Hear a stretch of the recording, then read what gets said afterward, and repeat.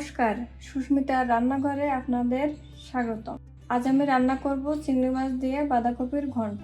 এখন শীত শুরু হয়ে গেছে আর বাজারে বাঁধাকপি উঠতেও শুরু করেছে। চলুন শুরু করা যাক আজকের রান্না, চিংড়ি মাছ দিয়ে বাঁধাকপির ঘন্ট। প্রথমেই একটি মাঝারি সাইজের বাঁধাকপি নিয়েছি, এবার কেটে নেব। যে কোনো সবজি রান্না করার সময় সবজির পিস বা কাটার স্টাইল খুবই গুরুত্বপূর্ণ।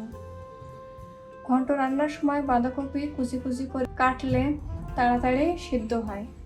আমি কিছুটা লম্বা আর চিকন করে কেটেছি। যদিও বাজারে সারা বছর বাঁধাকপি পাওয়া যায়, তবে শীতের বাঁধাকপিগুলো বড় আর খেতেও ভালো হয়।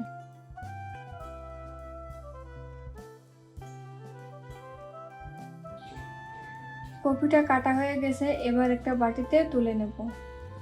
এবার ভালো করে ধুয়ে জল ঝরিয়ে নেব। একটা কড়াইতে কুচনো কপি দিয়ে দিয়েছি। কপি সিদ্ধ করার সময় একটু জল দিয়ে নিলে ভালো হয়। কপি সিদ্ধ করার সময় আমি এখানে 5 থেকে 6টা কাঁচা লঙ্কা দিয়েছি আর 1 চামচ লবণ দিয়েছি। এবার ঢাকনি দিয়ে ঢেকে দেব। 5-6 মিনিটের মতো ঢেকে রাখবো। তারপর ঢাকনি তুলে একটু নেড়ে চেড়ে দেব। চিংড়ি মাছ দিয়ে বাঁধাকপির ঘন্ট সবার কাছে খুবই প্রিয় একটি রেসিপি। বাঁধাকপি সিদ্ধ হয়ে গেলে একটা বাটিতে তুলে নেব।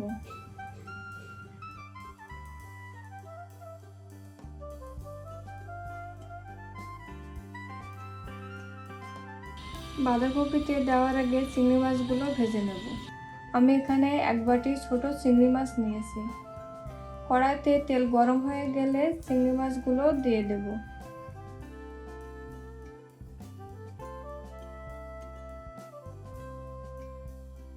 চিংড়ি মাছগুলো ভাজার সময় একটু লবণ দিয়েছি।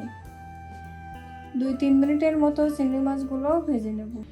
বাঁধাকপির ঘন্ট আমিষ কিংবা নিরামিষ দুইভাবে রান্না করা যায়, তবে আমার কাছে আমিষটা বেশি ভালো লাগে। আপনারা চাইলে নিরামিষ বাঁধাকপির ঘন্ট রান্না করতে পারেন, সেক্ষেত্রে শুধু চিংড়ি মাছটা না দিলেই হবে। চিংড়ি মাছগুলো ভাজা হয়ে গেছে, এবার একটা বাটিতে তুলে নেব। এবার কড়াইতে একটি শুকনো লঙ্কা আর কিছু আস্ত জিরা দিয়েছি।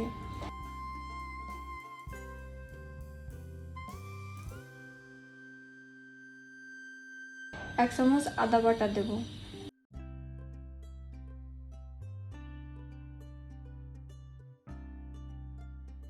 এক চামচ হলুদ আর 1 চামচ ভাজা জিরা গুঁড়া দেব।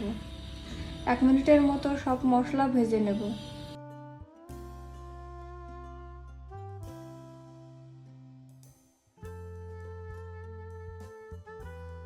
মশলা ভাজা হয়ে গেলে সিদ্ধ কপিটা দিয়ে দেব।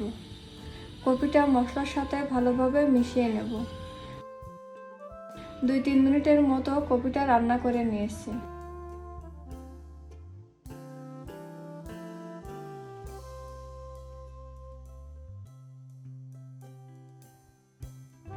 এক চামচ লবণ দিয়েছি। এবার ভাজা চিংড়ি মাছগুলো দিয়ে দেব। চিংড়ি মাছগুলো বাঁধাকপির সাথে ভালো করে মিশিয়ে নিলাম। গরম ভাত কিংবা রুটির সাথে বাঁধাকপির ঘন্ট খেতে খুবই ভালো লাগে। আর 1 চামচ চিনি দিয়েছি, এতে করে কপিটা খেতে আরও ভালো হবে। বাঁধাকপির রেসিপিটা হয়ে গেছে, এবার নামিয়ে নেব। নামানোর আগে 1 চামচ গরম মশলা দেব। শীতের সময় সব বাড়িতে বাঁধাকপি রান্না হয়। আশা করি রেসিপিটা আপনাদের ভালো লাগবে। ভালো লাগলে বাড়িতে অবশ্যই ট্রাই করবেন।